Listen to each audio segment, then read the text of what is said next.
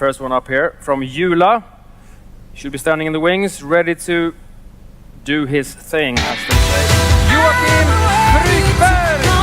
Give it up!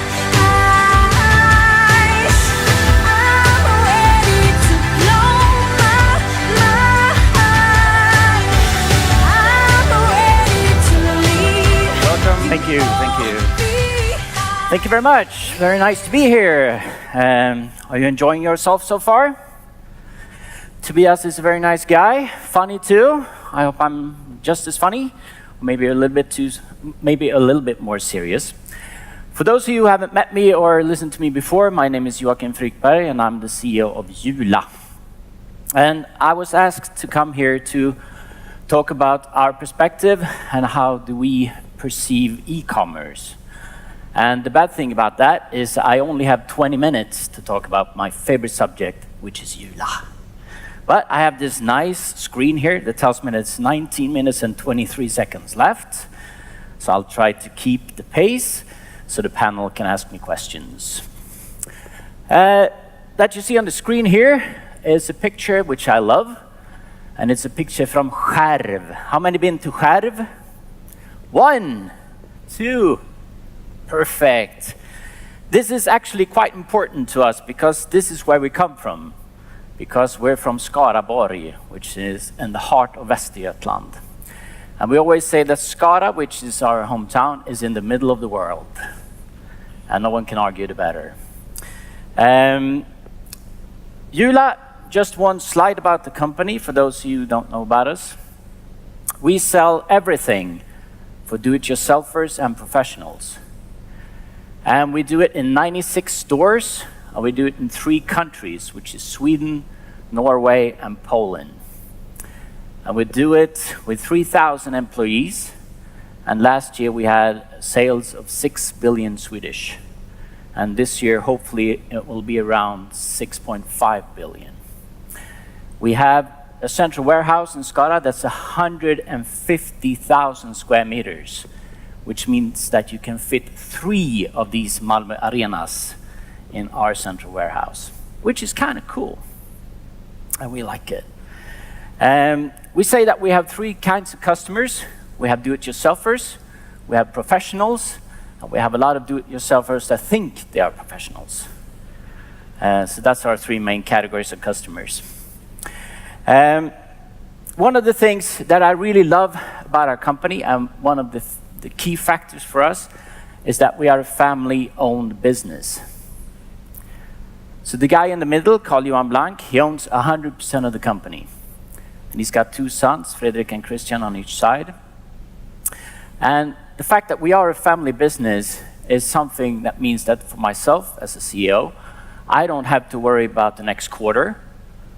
I only have to worry about the guy in the middle, which might be a challenge sometimes.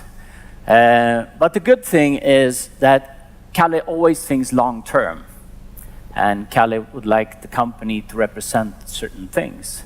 So we have a certain set of core values, and we think that those values are very important to us in the reasoning why we do the things that we do.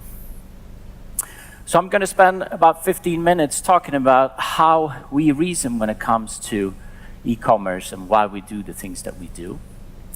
I don't think there's a question here from the audience, but if you have any questions later on, just send me something on LinkedIn or an email or smoke signs or whatever, and I'll try to answer it as best as I can.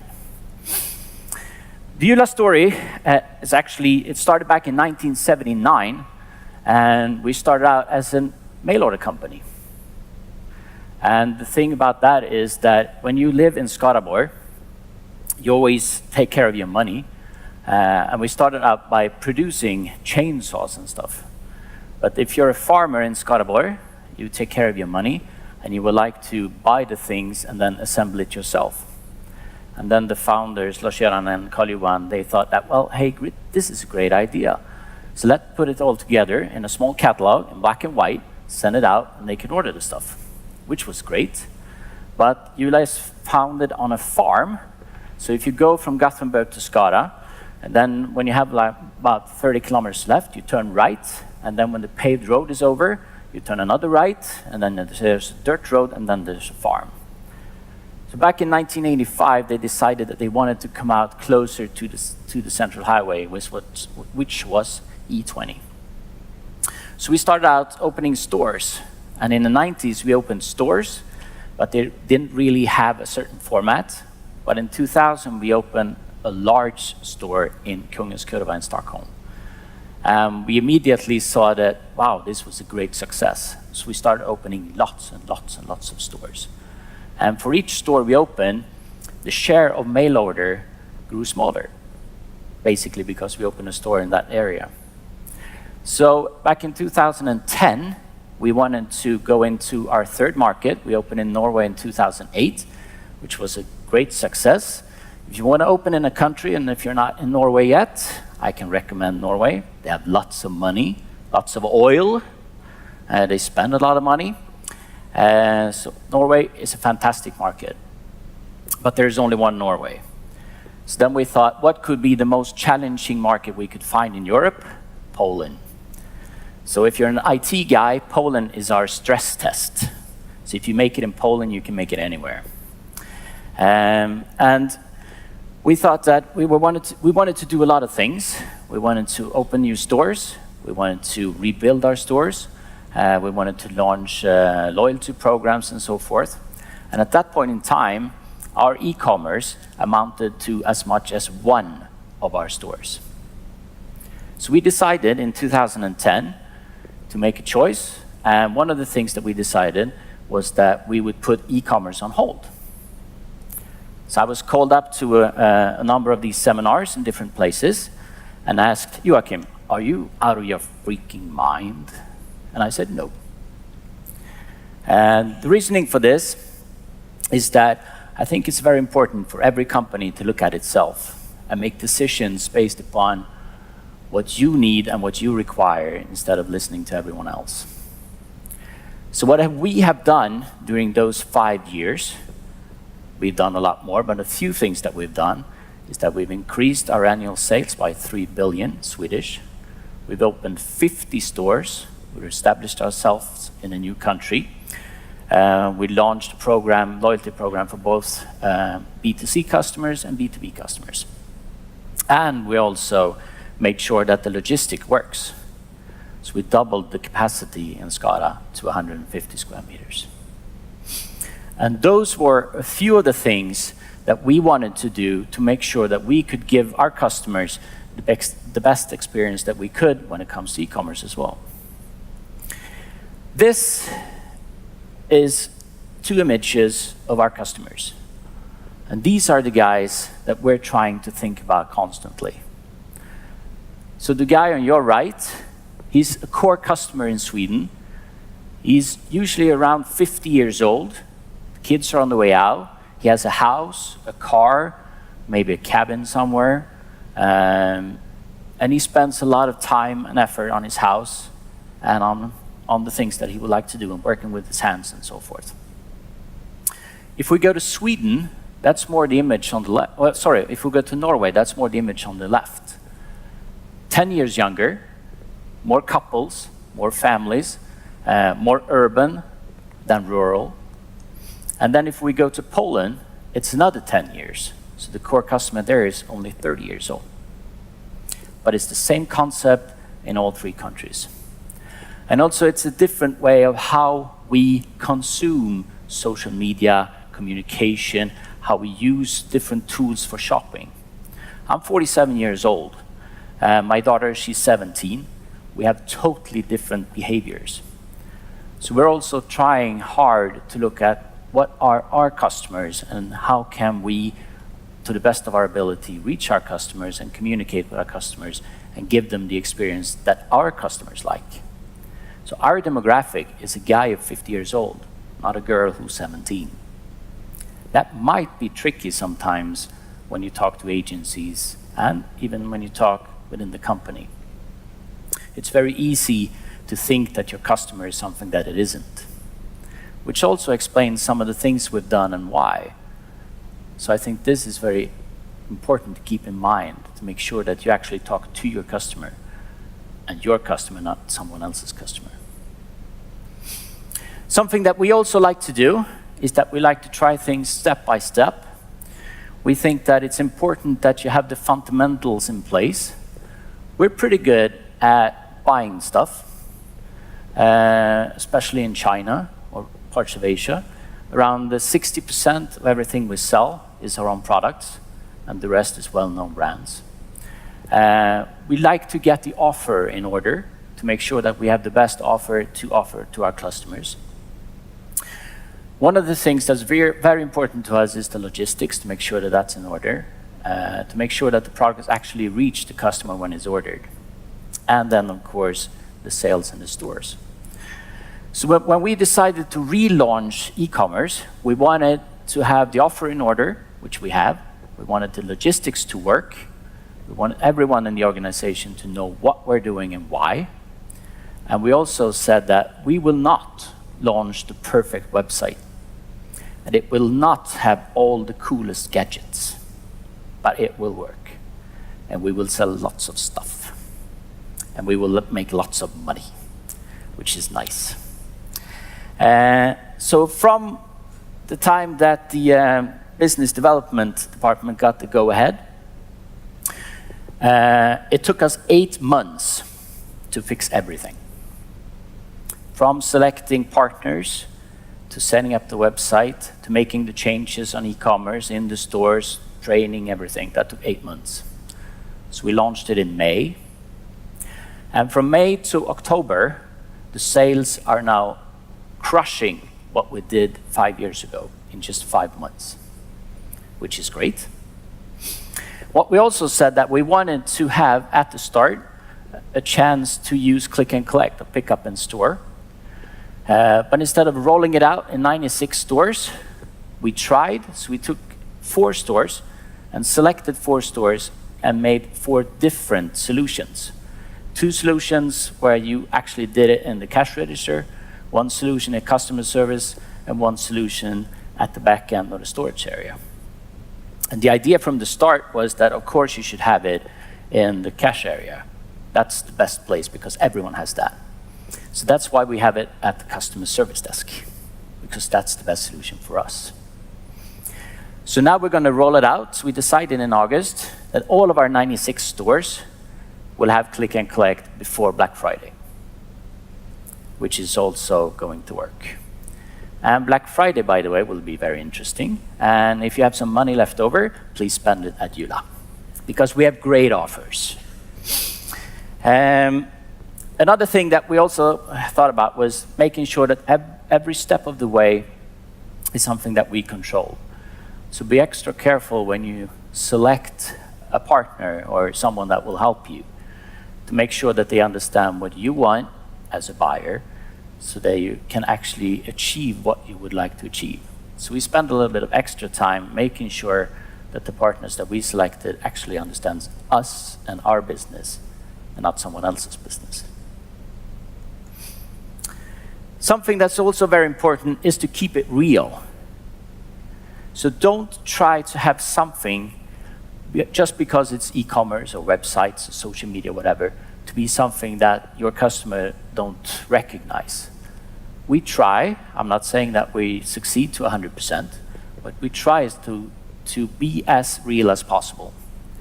So what you meet in the DMs that land on your floor or in your mailbox is the same thing that you meet when you go into our stores or on our website.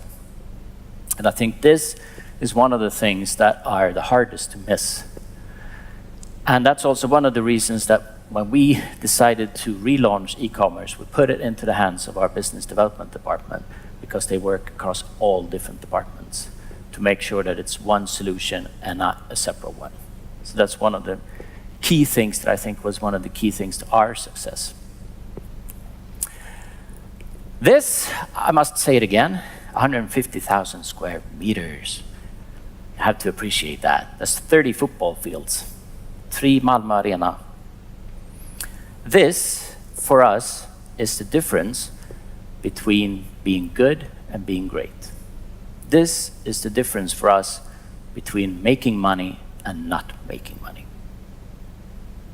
Making money when it comes to e-commerce is all about logistics. Almost anyone can create a cool website. Almost anyone can create cool offers. But not everyone can make money over time. And that's one thing that's very important for us. The past and the present and the future is all connected. And we don't have all the answers to what lies in the future, but what we try to achieve, it's constantly working with changes, constantly challenging ourselves and the solutions. We have a set of core values that we call the EULA Spirit, and one of those that we have, and some of you might be brand specialists or something like that and say that it's not a core value, but we say it is, so that's why it is. It's curiosity. We're always curious about how we can do things better, how we can constantly improve. Kalle sits 2 doors down from me, and every day, every single day, he walks in and he asks me, are we better today than we were yesterday? And will we be better tomorrow? And every time I say yes, yes. And then try to achieve it. And curiosity is one of those things that we need to constantly improve. And when you improve,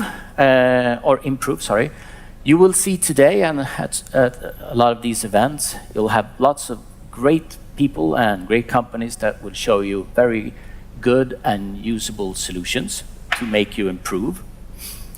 And that is very good. And I also would like to offer another perspective. And that is something that we try to use sometimes. And this is this example. You might wonder why I have a picture of Sears in the presentation. Some of you might not know that this used to be Amazon. Sears was Amazon. Back in the late 1800s, way back, they realized that mail order was the chance to reach all of the American public. And then in the 1900s, they realized that, well, you have to complement this mail order by building stores. So Sears was, for a number of years, the premier retailer in the world. They were Amazon. So every year, Kalle and I will take our management team on an inspirational trip for a week, and we will go to some place, Russia, Germany, whatever. 2 years ago, we went to Canada, and one of the companies we wanted to meet was Sears, just to try to find out why everything went to, down under. So I think you can learn a lot from making sure that your company will not be the next Sears. You can learn a lot about that too. 3 takeaways. If you're going to remember something, what I said, besides 150,000 square meters, which I hope you remember, is that you have to listen to yourself. You have to have a game plan, and you're in charge of your own game plan. And then a lot of people will be able to help you, which is very nice, but the responsibility is yours. So build your business, build it step by step, make sure that you have the fundamentals in order. The second one is keeping it real. Relevance, when it comes to the offer, whatever you do, is very important, because the customer will see right through you if you don't keep it real. And the third one, anyone can build a customer base, almost anyone. Anyone can have great offers. But making money and doing it over time and making sure that you can invest that money and growing your business is something that you have to keep your eye on. So never forget about the profitability. Thank you.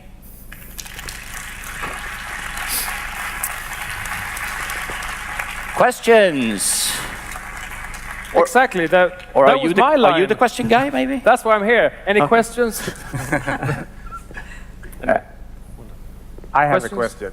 I mean, you said also in Sweden you have a 50-year-old as the main customer, and then in Norway it's a 40-year-old, and in Poland like a 30-year-old. If you look on then like your daughter's age, how are you competing with Wish.com or AliExpress.com? The thing is, I think that it's important to make sure that you have your fundamentals in order, that you have that you're really confident in what you're doing. So for our offer is that we have a wide assortment, but we've chosen it and we've selected it for you, and it's verified, it has low prices, good quality, and so forth. So that is something that we would try to put in the mind of our consumers, regardless of their age or whatever it is. So I think looking into that and expanding that, that's something that we try to use as one of the benefits that you have for shopping at EULA instead of somewhere else. Yeah. Because everything is now available. But it's like the same thing if you like to select the, like choosing which electrical company to use. There's hundreds of them. People are getting more and more tired of choice. And if you come to EULA, we select it for you. So instead of choosing between 26 different toilet seats, we offer you 3. But you will be happy when you go to the toilet. It's a nice way to sum up anything, I think. Sorry? I do have a question. Yep. Regarding the goods you sell online. I'm sorry? The goods that you sell online, how price sensitive are your customers? Because I assume a lot of things are not as easily comparable as, for example, certain branded goods. What we've seen so far, and that's the same trend as we had it when we put it on hold 5 years ago. We see that a lot of what our customers choose is items that are might be difficult to buy in the store, like snow throwers and lawn mowers and stuff like that. So we send it to their houses. They're also very sensitive to campaigns. So the share of campaign articles at our website is a lot bigger than it is in store. So I think that making sure that you work with the store, for our case, it's a lot that we see the store as the same, the website and the e-commerce as the same as the store, the physical store, which means that you meet a lot of the same articles. So we try to build the store as you were in an actual store. So I think that trying to drive those sales is very important, because then they get the feeling that this is a place where you would like to go shop. It's the same thing if you go to Gekås. Everyone knows that if you want to buy certain things at Gekås, it's cheap. But actually, I'm sorry if anyone from Gekås is here, I apologize, but a lot of the products that you buy at Gekås, you can buy cheaper at EULA. But you think Gekås is cheap. And I like Gekås, by the way, so it's nothing against Gekås. Actually, back in 2011, when you shut your website, that was a big thing in the e-commerce community here in Sweden. And there was a lot of people that raised their eyebrows, thinking like, have these guys found something that we haven't thought of? And the comment from the former CEO of EULA was, I think Johan Åberg was the name. He said that this is the most unprofitable store that we have of all the stores that we have. Yep. It's too small and it's expensive, right? Yes. So are you still treating the online store as a store? And how is it nowadays? I think that we try to see everything as connected.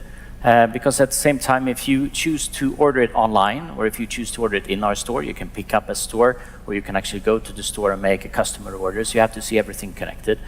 But the thing that we define as e-commerce, I've set the same standards for that part as we do in the stores. So for us, e-commerce and the things that we define as e-commerce should be as profitable as our own stores. So my question is, do you still treat it as a separate store, or do you see it as an integrated part of the whole company? We see it as a whole. Okay, that's a transformation. That's good. Yeah. And what do you think about, I checked your app. You cannot buy in the app yet? Not yet. No, We're doing it step by step. Yeah. And what do you think, how do you vision, how big do you want the e-commerce part to be? I mean, It's a difficult question, since we see it like everything connected, like I answered the question before. But if you would define the sales that are generated from online orders or in-store pickup and store or customer orders, I think that there's a great potential for us to increase it. And how much it will be very difficult for me to say. But I think it will be a significant part of the sales that we see in the future. And I think that just the things that we talked about, keeping all these 3 connected, that's very important, because we will still continue to open stores, because it's very profitable and generate sales to open stores as well. Any question from you? That was very informative. I have no questions. Oh, great. Except Gekås. How much do you? No. Okay. I could have taken. You could probably buy the app at Gekås. I don't know. So thank you. If you're done, we're going to give you a lovely round of applause. Joachim Frykberg from Jula!